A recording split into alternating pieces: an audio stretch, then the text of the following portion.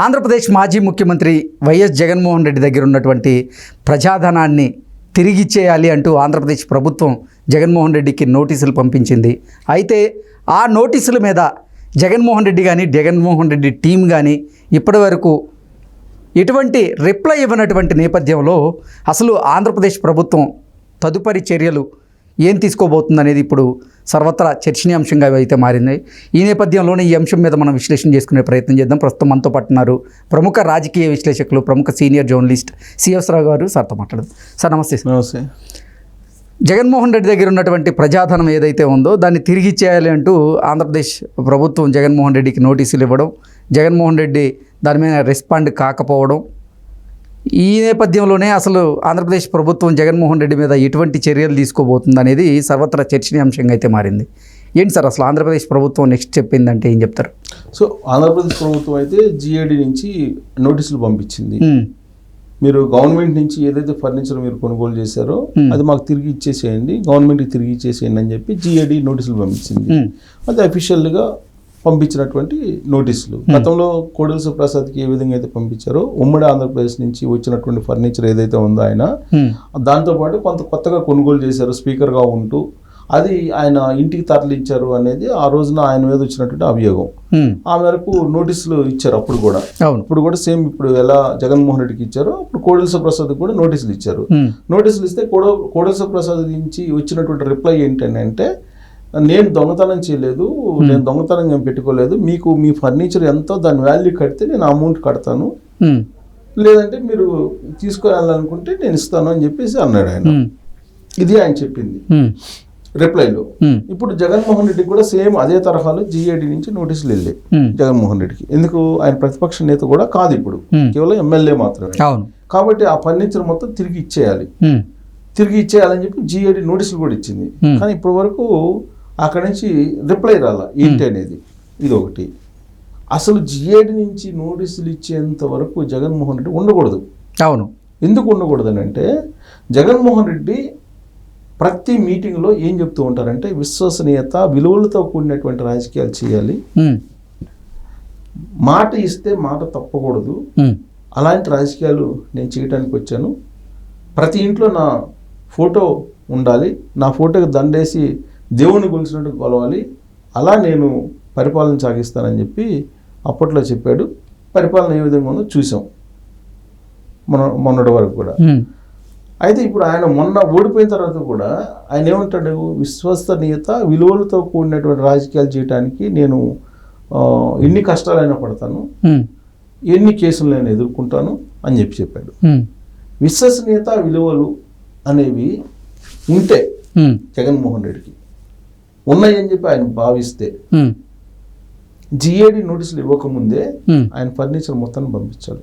కానీ వైఎస్ఆర్సీపీ నాయకులు మాత్రం అసలు ఆంధ్రప్రదేశ్లో ప్రభుత్వ మార్పిడి జరిగిన వెంటనే మేము ఫర్నిచర్కి సంబంధించినటువంటి విలువ ఎంతో మాకు చెప్పండి, మేము పే చేస్తామంటూ కూడా ఒక లేఖను రాసామన్నట్లుగా వాళ్ళు చెప్తున్నారు, వాళ్ళ నాయకులు చెప్తూ ఉన్నారు. దీన్ని ఎలా చూడాలి సార్? లేఖ రాస్తే లేఖ జిఏడిలో ఉంటుందిగా. వాళ్ళు ఒకవేళ వాళ్ళ లేఖ రాస్తే జిఏడి మీరు మాకు మొత్తం ఫర్నిచర్ ఇవ్వండి అని చెప్పి నోటీసులు ఇవ్వదుగా. ఆల్రెడీ వాళ్ళు ఇచ్చినటువంటి నోటీసులు పరిగణలోకి తీసుకుంటుంది కదా.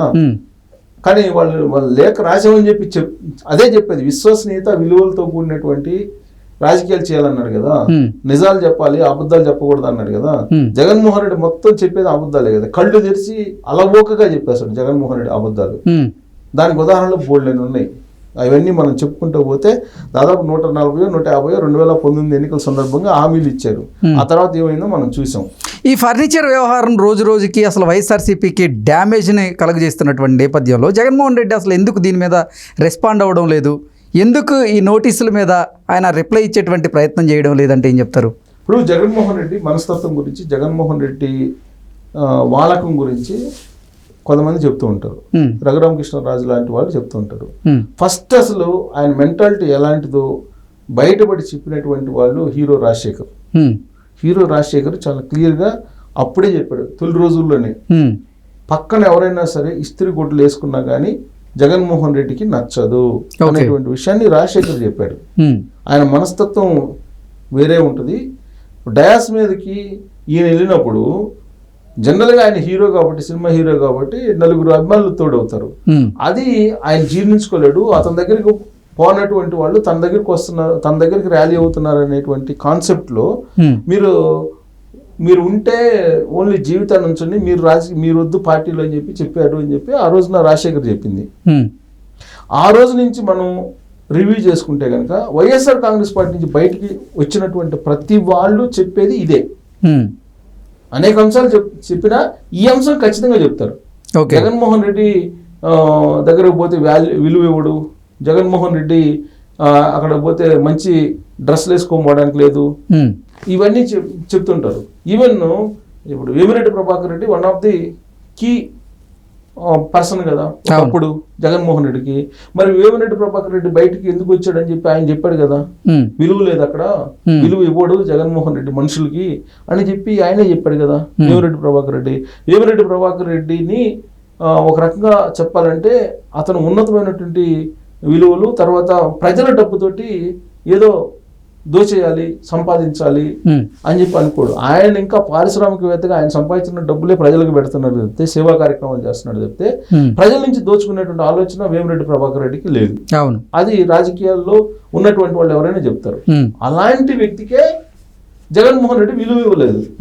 ఆయనే చెప్పాడు కదా విలువ ఇవ్వడు ఆయన మనుషులకి అని చెప్పి. సో కాబట్టి జగన్మోహన్ రెడ్డి మనస్తత్వం, జగన్మోహన్ రెడ్డి వాళ్ళకు, జగన్మోహన్ రెడ్డి యాటిట్యూడ్ తెలిసినటువంటి వాళ్ళు చెప్పేది ఏంటంటే అతను లోబి, అతను మనీ మాంగరు, అంటే ప్రజా సంపదను దోచుకోవటానికే అలవాటు పడి అదొక వ్యసనం. డబ్బు సంపాదించడం అనేది ఒక వ్యసనం అండి. ఒక స్టేజ్ వరకు డబ్బులు సంపాదించేసి ఎవరు కామ్గా ఉంటారు, కొంతమంది, అందరు కాదు కొంతమంది.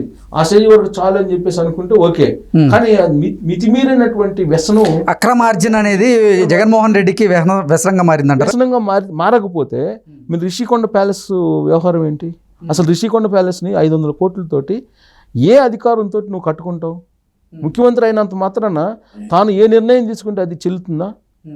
సముద్రం ఒడ్డున ఎందుకు కట్టించినట్టు 500 కోట్ల ఖర్చుతోటి?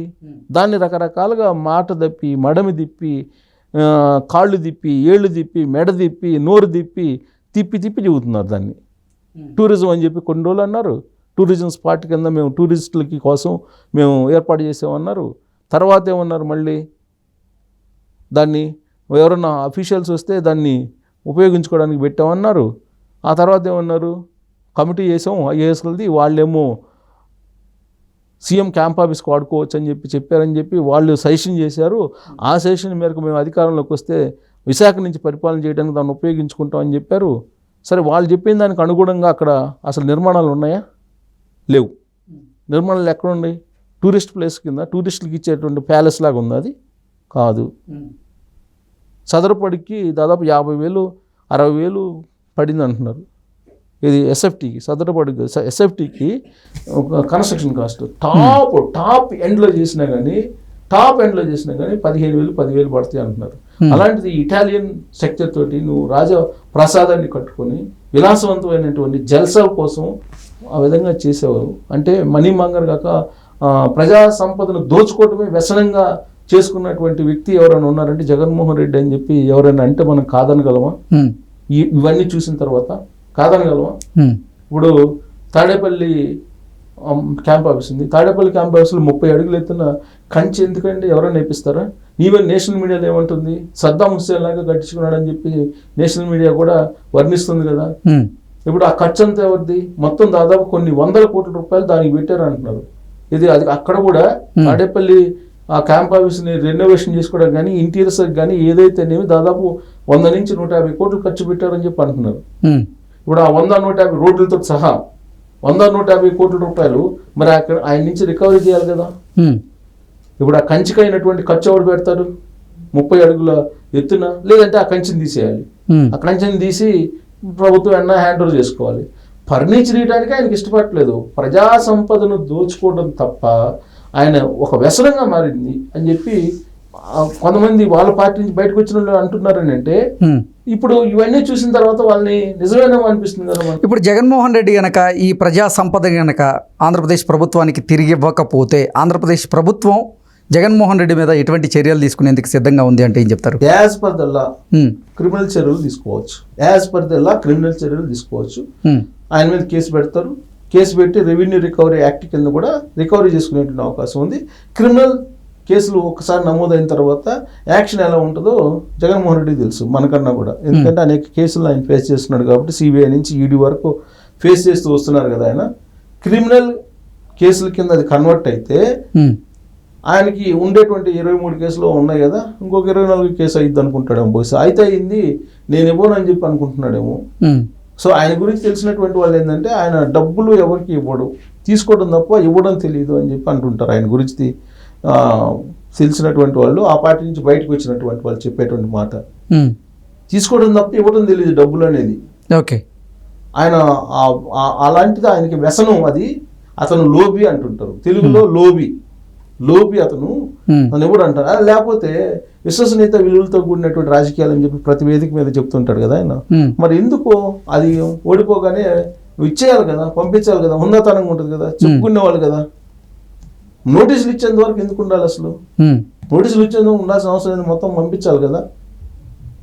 ప్రజా సంపద నాకొద్దు, నాకు అవసరం లేదు, ప్రజా సంపద కదా, మీరు హ్యాండ్ ఓవర్ చేయాలి కదా. హ్యాండ్ ఓవర్ చేసినట్టయితే ఇవాళ ఇలాంటి విమర్శలు ఎదుర్కొనేవాడు కాదు కదా. కాబట్టి ఆయనకి విశ్వసనీయత విలువలు అనేవి మాటల వరకే కానీ ఎక్కడా కూడా చేతల్లో కనిపించదు మనకి. ఓకే.